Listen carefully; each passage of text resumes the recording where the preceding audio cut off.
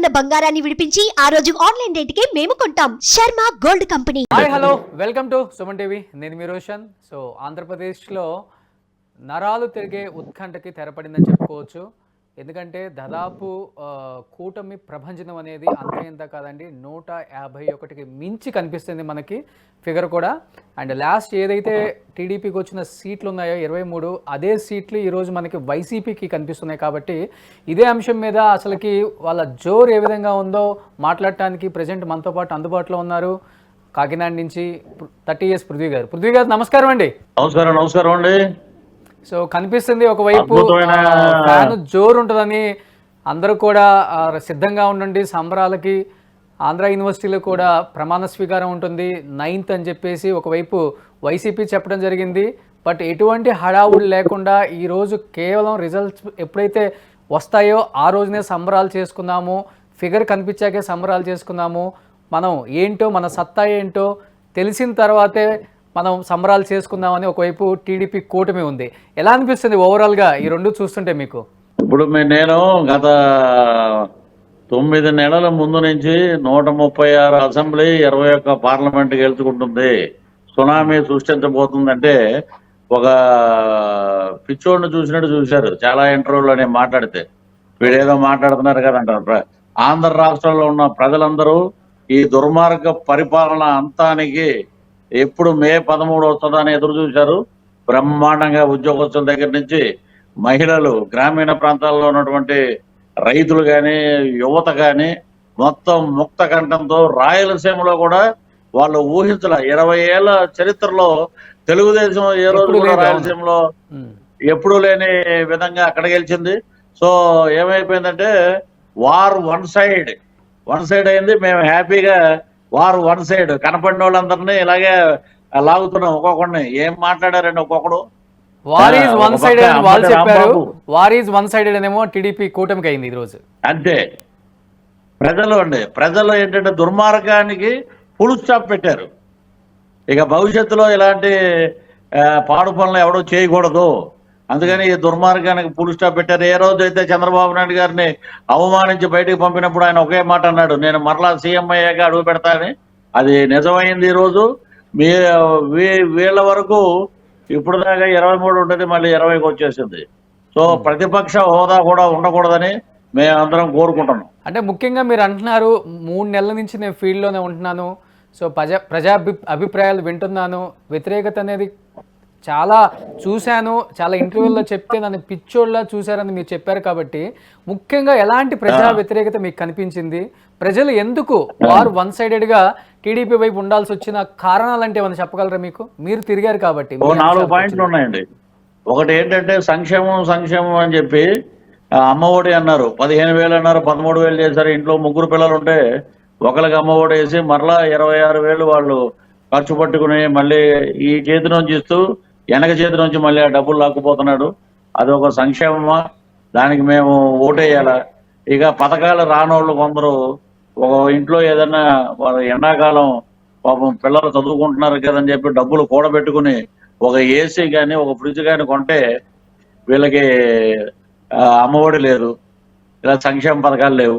ఇలాంటి దౌర్జన్యాలు ఎవరైనా పవన్ కళ్యాణ్తో కానీ లేకపోతే తెలుగుదేశానికి కానీ మద్దతుగా ఉంటే వాళ్ళకి సంక్షేమం లేదు, వాళ్ళకి కట్ చేశారు. అలాగే ఎస్సీ ఎస్టీలో కూడా ఎస్సీ ఎస్టీ ప్లాన్స్ వాళ్ళకు ఉన్నాయి. అంబేద్కర్ విద్యాదేవన్ అని చెప్పి ఫారిన్ కంట్రీలకు వెళ్ళి చదువుకునే పిల్లలు చాలా మంది ఉన్నారు. వాళ్ళందరినీ కూడా జగనన్న విద్యాదేవన్ అని దాంట్లో ఉన్న సబ్ ప్లాన్స్ అన్ని తీసేసి 5-6 పెట్టారు. ఇక్కడ ఎస్సీ ఎస్టీలో కూడా వాళ్ళు నేను ఫస్ట్ చెప్తాను, 36 రిజర్వ్డ్ కాన్స్టిట్యున్సీలో 18 నుంచి 19 స్థానాలు కూటమి పట్టుకెళ్తుందని ఈ రోజు 20 స్థానాలు పట్టుకుపోయింది, 20 పై స్థానాలు. సో మీరేంటంటే ఈ డబ్బులు ఇచ్చి మనం ఓట్లు వద్దాం అని అనుకున్నారు. కానీ ఒక రాజశేఖర్ రెడ్డి గారి లాగా మీరు ఎక్కడైనా ప్రజా దర్బార్ కానీ జనాలతో మమేకమై మాట్లాడటం కానీ, కార్యకర్తలను పట్టించుకోవడం కానీ, గెలిచిన ఎమ్మెల్యేలను పట్టించుకోపోవడం కానీ సజ్జల రామకృష్ణారెడ్డి అనే వ్యక్తి మీద వదిలేయడం వల్ల ఈ రోజున మీరు అధపాతాలనికి వెళ్ళిపోయారనేది నగ్న సత్యం. ఇంకొకటి ల్యాండ్ టైటిలింగ్ యాక్ట్ మేము కూడా యాక్ట్ చేసాం. యాడ్ అది మా తాత ముత్తాతలు సంపాదించినటువంటి ఆస్తుల మీద ఈయన బొమ్మ ఉండటం ఏంటి, దస్తావేజుల మీద ఈయన ఫోటో ఏంటి, మనకి జెరాక్స్ కాపీ ఇవ్వటం ఏంటి, దీనివల్ల జెరాక్స్ కాపీ తోటి మనం నాలుగు గీసుకోవాలా? రేపు పొద్దున్న మన కూతురికో కొడుకో ఏదో విదేశీ యానమో లేకపోతే కూతురికి పెళ్ళి వస్తే ఆ జెరాక్స్ పేపర్ పట్టుకెళ్ళి బ్యాంకులో లోన్ ఇవ్వరు, పక్కింటోడిని అడిగినా కూడా డబ్బులు ఇవ్వడు. ఇవన్నీ ఆలోచించారండి. మొత్తం ఆలోచించి దుర్మార్గుని పక్కగా నెట్టాలని చెప్పి ఒక ఉద్దేశంతో ఈ రోజున ఇంత భారీ మెజార్టీ రావడానికి కారణమైంది. సో పృథ్వీ గారు, పవన్ కళ్యాణ్ గారికి చాలా దగ్గరగా ఉండే ఒక వ్యక్తిగా మీరు ఉన్నారు కాబట్టి మిమ్మల్ని అడుగుతున్నాను. ఎందుకంటే పిఠాపురంలో కూడా ఆయన మెజార్టీ పైన, ఆయన గెలుపోటముల పైన కూడా వందల కోట్ల బెట్టింగ్లు అయితే జరిగినాయి. ఈరోజు చూస్తుంటే ఫస్ట్ రౌండ్లోనే దాదాపు 1000 పైగా ఆధిక్యంలో పవన్ కళ్యాణ్ గారు ఉంటాం. రౌండ్కి అది పెరుగుతూనే ఉంది, కానీ ఎక్కడ కూడా. ఇంకొకటి ముఖ్యంగా చెప్పుకోవాలంటే వైఎస్ జగన్మోహన్ రెడ్డి గారు సో వంగా గీతాన్ని గెలిపిస్తే డిప్యూటీ చీఫ్ మినిస్టర్ని చేసి మీకు డెవలప్మెంట్కి ముందుకి నేను పంపిస్తాను ఒక మాట చెప్పారు. సో ఈరోజు అదే దిశగా ఏమైనా పవన్ కళ్యాణ్ గారిని డిప్యూటీ సీఎం చేసే అవకాశం ఉందంటారా టీడీపీ కూటమి? ఇప్పుడు అతను ఎవరో పెచ్చోడు మాట్లాడాడండి. పెచ్చోడు మాటలు మేము పరిగణలో తీసుకోం. ఎందుకంటే బటన్ రెడ్డి చరిత్ర నేను చెప్తానే ఉన్న ప్రచారంలో 40 రోజులు. బటన్ రెడ్డి నీ బటన్లో నొక్కటానికి ఏళ్ళు పుండు పడిపోయినాయి, నీ చరిత్ర సమాప్తం, నువ్వు ఇంకా అక్కడతోటి నువ్వు తిలోదకాలు వదులుకోవటమే. 1 టైం సీఎం అయ్యావు, అయిపోయావు. పిచ్చోడికి పవర్ వచ్చింది, ఎంజాయ్ చేసావు, అంతటితోటి నీ చరిత్ర అయిపోయింది. ఇక నువ్వు మాట్లాడటానికి కూడా సరిపోవు. ఎందుకంటే మామూలుగా ఒకటి పిఠాపురంలో వంగా గీత గారు గెలిస్తే డిప్యూటీ సీఎం చేస్తానన్న పెద్ద మనిషి, మరి పవన్ కళ్యాణ్ మీద గ్రంథి శ్రీనివాస్ గెలిస్తే డిప్యూటీ సీఎం ఎందుకు చేయలేదు? అలాగే తిప్పల నాగిరెడ్డి గాజువాగా ఆయన గెలిచాడు కదా, ఆయనకి ఎందుకు చేయలే? ఇవన్నీ ఏంటంటే ఈ మాటలకి జనాలు మాయలో పడే నీ టక్కు టమార గజకర్ణ గోకర్ణ విద్యలన్నిటికీ ఫుల్ స్టాప్. 2020లో నేను ప్రెస్ మీట్ పెట్టి ఒకటే చెప్పాను, ఈ చరిత్రకు రానున్న 3 రోజుల్లో 4 రోజుల్లో చరిత్ర సమాప్తం అవుద్ది అని చెప్పానండి. మీరు కార్యకర్తల్ని విస్మరించారు, మొత్తం ఎమ్మెల్యేలను విస్మరించారు. మీరు ఏదో డబ్బులు ఏదో వస్తున్నాయి, డబ్బులు ఇస్తున్నాం, డబ్బులు ఎవరికి ఇస్తున్నారు మీరు? ఇవన్నీ తిరుగుబాటుగా వచ్చినాయి. మొత్తం మాట్లాడే బూతుల మంత్రులు కొడాల నాని గారు ఆ ఓటమిని అంగీకరించి దొబ్బేశాడు బయటికి కౌంటింగ్ రూమ్ నుంచి. రోజా గారు నిన్న వచ్చేసి తిరుమలలో అయ్యో అని అక్కడికి వచ్చి వెంకటేశ్వర స్వామి మా కూటమి 175 ఎక్కడి నుంచి వస్తాయి? 175 మీ కళలో ఉన్నాయా? 175. అతను ఒకడు ఆ జంకల మంత్రి అంబటి రాంబాబు అదేమైంది? జోగి రమేష్ దేమైంది? బూతుల మంత్రులందరూ ఇంకా మీ చరిత్రలో మళ్ళీ మీరు గెలవటం లేదు. ఇదే అయిపోయింది, ఎంజాయ్ చేశారు, అయిపోయింది, ఇక నోరు మూసుకు కూర్చోండి. అటు ఎనలిస్టులు కూడా ఆ కేఎస్ ప్రసాద్ అన్నవాడు ఒకడు, తెలకపల్లి రవి అన్న ఒకడు, ఆరా మస్తాన్ అన్నవాడు ఒకడు, ఇష్టం వచ్చినట్లు ఉన్నటువంటి ఎన్టీవీ కానీ TV9 కానీ ఇంకోటి కానీ ఉన్న ఛానల్స్ అంతా కొనేసి ఏకపక్షంగా వచ్చేస్తున్నాడు జగన్మోహన్ రెడ్డి. 9 నేను ప్రమాణ స్వీకారం చేసేస్తున్నాం, మీరు అందరూ వచ్చేసేయండి, అందరూ కడుక్కోండి, తయారవ్వండి, బట్టలు వేసుకోండి. సజ్జల రామకృష్ణారెడ్డి గారు చెప్తారు. ఎక్కడికి రావాలి ప్రమాణ స్వీకారం? లేకపోతే అమరావతిలో ఉంటుందా పృథ్వీ గారు? మేము అమరావతిలో పెడతామండి.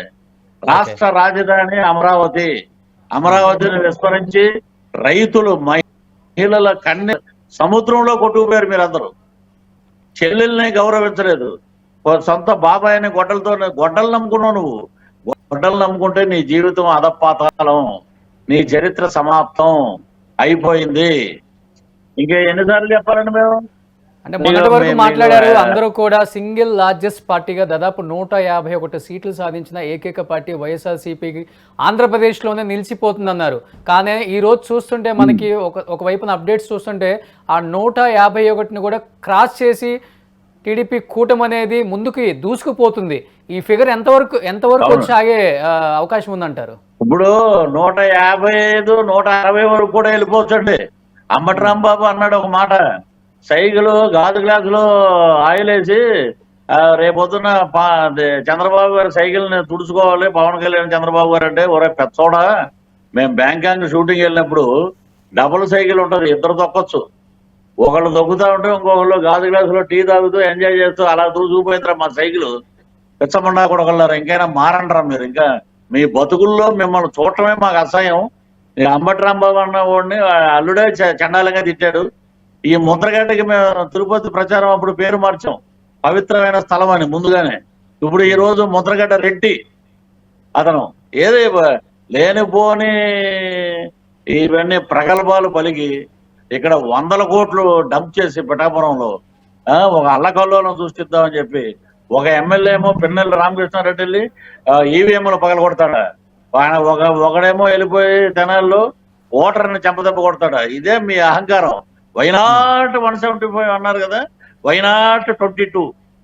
దీనికి సమాధానం చెప్పమనండి ఎవరినైనా. సో ఇదే పార్టీలో ఒక పనిచేశారు, మంచి పదవి కూడా మీకు ఇచ్చారు. బట్ అది కుదరక మీరు ఆ పార్టీ నుంచి బయటకు వచ్చి ఇంకొక పార్టీకి ఈ ముందర కష్టపడ్డారు కాబట్టి రేపు రోజున ఎక్స్పెక్ట్ చేయొచ్చా మిమ్మల్ని కూడా ఒక మంచి పదవిలో? ఏమండి, ఒకవేళ చంద్రబాబు నాయుడు గారు నన్ను నామినేట్ చేసి ఎంపీగా పంపొచ్చు, లేదా పవన్ కళ్యాణ్ గారు ఎమ్మెల్సీ అవ్వచ్చు, లేకపోతే నా కోరిక లేకపోతే నా ఎస్పీబీసీ చైర్మన్ గా నేను వెళ్ళొచ్చు. ఒక్కొక్కడికి తాట తీస్తాం. మా డైరీ రెడీగా ఉంది లోకేష్ బాబు దగ్గర, రెడ్ డైరీ. దాంట్లో చూపిస్తాం ఏంటి మా తడాక అనేది. మీరేనా ఎవరి పేర్లు మాట్లాడారండి మీ నోట్లతోటి? రోజా ఎలా మాట్లాడింది? 20,000 ఓట్లతోటి ఓడిపోతుంది, 20,000 పై చిలుగుతోటి. ఎన్ని మాటలు మాట్లాడింది? సో లాస్ట్ అండ్ ఫైనల్ గా ఏం చెప్తున్నారు అంటే ఈ ఫిగర్ ఏ మేరకు వచ్చే అవకాశం ఉంది? పవన్ కళ్యాణ్ గారు డిప్యూటీ సీఎం అయ్యే అవకాశాలు ఉన్నాయంటారా? ఒకటేనండి, పవన్ కళ్యాణ్ గారు పదవి ఆశించినటువంటి నాయకుడు, పేద ప్రజల కోసం పోరాడే వ్యక్తి, పేద ప్రజల సంక్షేమం కోసం పాటుపడే వ్యక్తి. కాబట్టి ఈ రోజు పవన్ కళ్యాణ్ అనే వ్యక్తి ఒక ఆంజనేయ స్వామి పవనంలోనే ఉంది, పవనం గాలి. ఆంజనేయ స్వామి వెళ్ళి లక్ష్మణుడు మూర్చపోతే ఒక సంజీవిని తెచ్చి రాజమండ్రి సెంట్రల్ జైల్లో ఉన్న చంద్రబాబు గారి దగ్గర పెడితే ఈ రోజు టీడీపీ మొత్తం కూటమంతా అదిరిపోయేటట్టు ముందుకెళ్ళింది. సంజీవిని అంటే పవన్ కళ్యాణ్, పేద ప్రజల దైవం అంటే పవన్ కళ్యాణ్. పవన్ కళ్యాణ్ మించిన లీడర్ గాని నాయకుడు గాని ఎవరో ఉండరు. అసలు ఆయన వార్డు మెంబర్ కూడా కాదు మొన్నటి వరకు. మరి ఆయన నీతి నిజాయితీ చూసి మోదీ లాంటి ప్రధానమంత్రి నరసరావుపేట ఎలక్షన్ క్యాంపెయిన్ కి వచ్చారంటే that is the power of power star Pawan Kalyan, Janasena అధ్యక్షుడు. ఇప్పుడు ఏంటంటే మేము గర్వంగా చెప్పుకుంటాం, మీరు ఎవరు తాలూకు అంటే పిఠాపురం ఎమ్మెల్యే గారి తాలూకు అని చెప్తాం. సో ఏం చెప్పాలనుకుంటున్నారు? ఇంత ఘన విజయం అందించిన ఆంధ్రప్రదేశ్ రాష్ట్ర ప్రజలకు ఏం చెప్పాలనుకుంటున్నారు మీ సైడ్ నుంచి?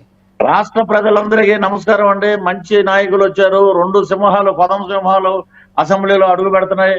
గ్రామ సింహాలందరినీ, ఊరకొక్కలందరినీ పారదోలేరు మొత్తం మీరందరూ. కాబట్టి మీకు అందరికీ మరొకసారి కృతజ్ఞతలు. అద్భుతమైన పరిపాలన.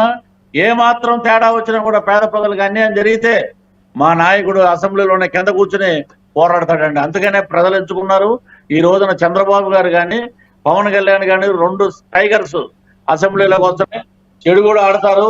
అద్భుతమైన ప్రజారాజ్యం, రామరాజ్యం, అద్భుతమైన పరిపాలన. పేదవాడికి కంబైన్డ్ మేనిఫెస్టోలో ఏమున్నాయో అవన్నీ అమలుపరుస్తారు. పేదవాడి కోసమే పవన్ కళ్యాణ్ పుట్టాడు, సంక్షేమం కోసమే చంద్రబాబు నాయుడు పుట్టాడు. ఎందుకు పనికిరాడు లోకేష్ అన్నారు. ఈ రోజున లోకేష్ నిప్పై కూర్చున్నాడు, మిమ్మల్ని కాల్చి వదిలిపెట్టాడు.